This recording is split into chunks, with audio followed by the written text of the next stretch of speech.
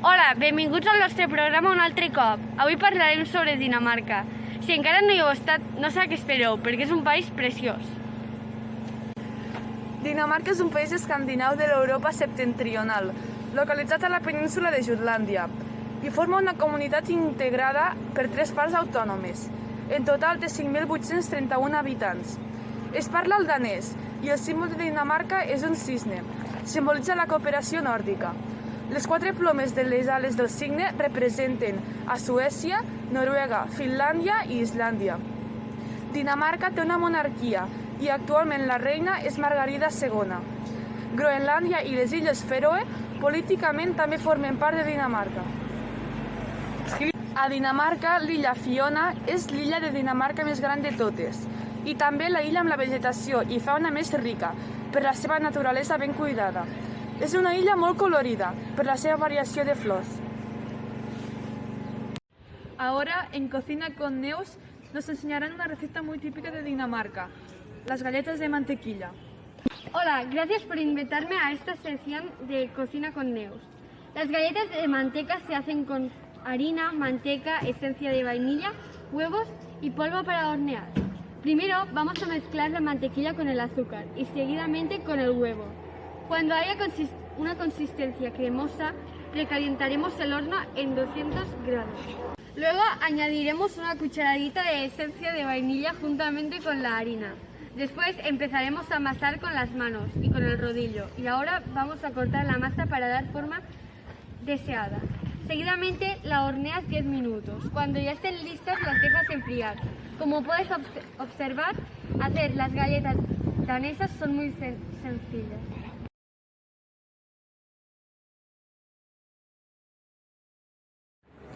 Connie, if I want to go to Denmark, do you recommend I go? I recommend you go to Gillette. It is located at the northern end of the island of Jutland. It's a beautiful place to go for a walk, and there is a Ferris wheel that you can ride. And finally, I recommend you go to Tivoli Gardens, in the center of Copenhagen. It's my favorite place in Denmark. I always go there when I am stressed. It's a very beautiful place and has a lot of flowers and colors.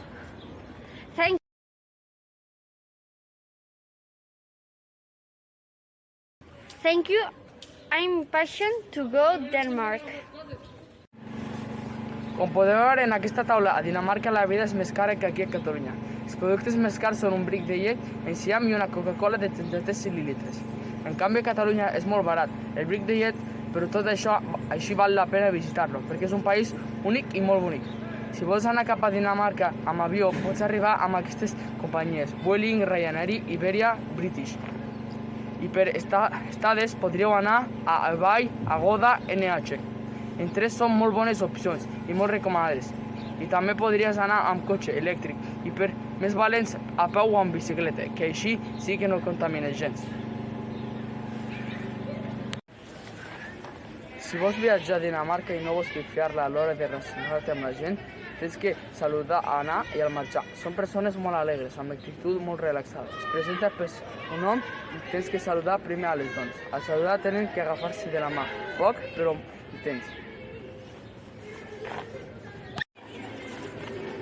L'esport principal és el futbol, juntament amb un esport molt particular, el handball.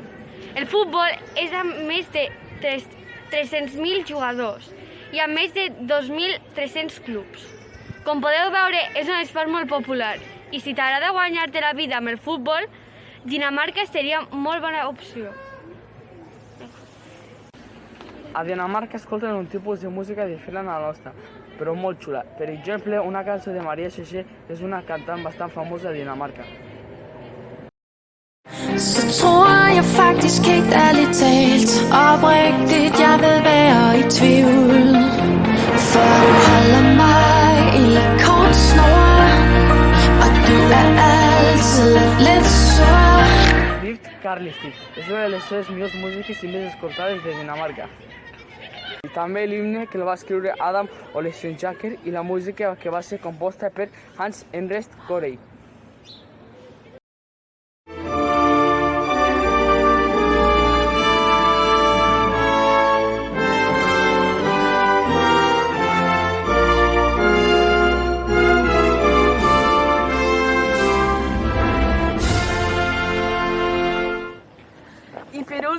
però no menys important, parlarem dels grans artistes que hi ha a Dinamarca, com Nasquatanas, Pia Andersen i Art Pusher.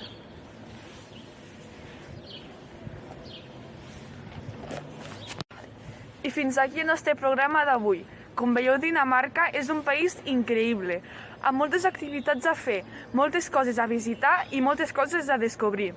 Us animem a que hi aneu, perquè un lloc tan especial es mereix ser visitat.